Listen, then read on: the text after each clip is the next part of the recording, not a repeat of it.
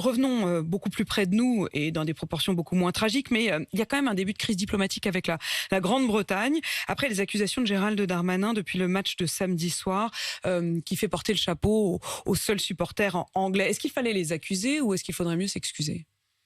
Il faut d'abord tout connaître de ce qui s'est passé dans cette soirée, parce que même s'il n'y a pas eu de victimes, heureusement, parce qu'on a connu, hélas, des tragédies dans des stades, il y a eu des images et des comportements, des faits qui sont inexcusables. À partir de là, il est très important, ça commence à se faire, que tout soit mis à jour. Combien y avait-il de faux billets? Qu'est-ce qu'ont été les comportements des supporters de Liverpool? Pourquoi il y a eu des files d'attente aussi importantes? Pourquoi il y a eu à un moment des lacrymogènes qui ont été lancés sur une population qui était sagement en train d'attendre de pouvoir pénétrer dans le stade? Nous avons besoin de le savoir, d'abord par respect pour ce qui s'est passé, pour les spectateurs qui n'ont pas pu même rentrer dans le stade, mais nous devons le savoir aussi parce que nous avons des événements. Bientôt, la Coupe du Monde de rugby. Le doute s'installe. Est-ce que, notamment vis-à-vis quand on regarde la presse étrangère, ils doutent de notre capacité à organiser les JO? Alors, soyons quand même justes, c'est un événement qui a été précipité puisqu'il devait avoir lieu à Saint-Pétersbourg. Bon, ça a été remis ici à Paris, donc il y a eu sans doute un défaut de préparation, d'anticipation. Mais là, on a un devoir. Je l'ai dit par rapport à ce qui s'est passé, on a un devoir parce que nous devons être la grande nation organisatrice des Jeux Olympiques. Est-ce que ce qui s'est passé au Stade de France est symptomatique d'une forme d'inefficacité ou de chaos français?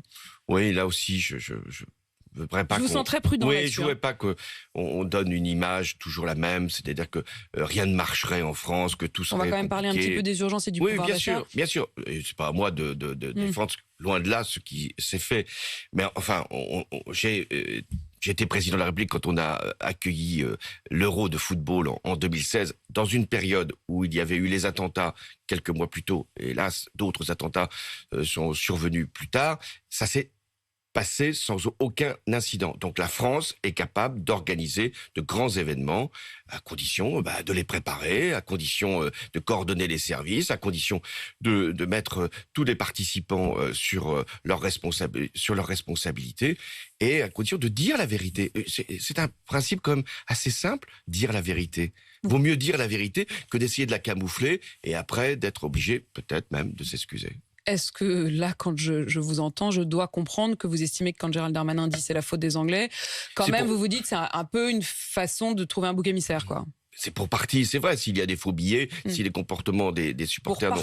Pour partie vrai. Mais ce n'est pas toute l'explication. Et je crois que... Sa position, elle est tenable? La vérité, c'est tenable. Si il dit ce qu'il sait, y compris de reconnaître s'il y a eu des erreurs, mais aussi de défendre des positions s'il n'y en a pas eu et si il y a une faute qui est relative à ce comportement. Vous y allez sans y aller, François Hollande, si je peux me permettre. Non, mais j'essaye d'être... Il y a quand même une manière un peu de se défausser, mais en même temps, tant que l'enquête n'est pas terminée... je pense que ce que font les sénateurs en ce moment, c'est la bonne démarche. L'enquête qui aura lieu, parce que Gérald Darmanin et la nouvelle ministre des Sports devront répondre cet après-midi. Mais pas simplement pour incriminer, parce que c'est toujours la même chose. Il faut incriminer quand c'est nécessaire, mais il faut surtout éviter que ça se répète. Et puis c'est quand même très pénible de voir que les images, elles sont mondialisées. J'évoquais les images de guerre qui sont connues, mais les images de tout incident aujourd'hui sont partout dans le monde. Donc quand on voit ce qui s'est passé au Stade de France, c'est pénible pour les Français d'être regardés ainsi.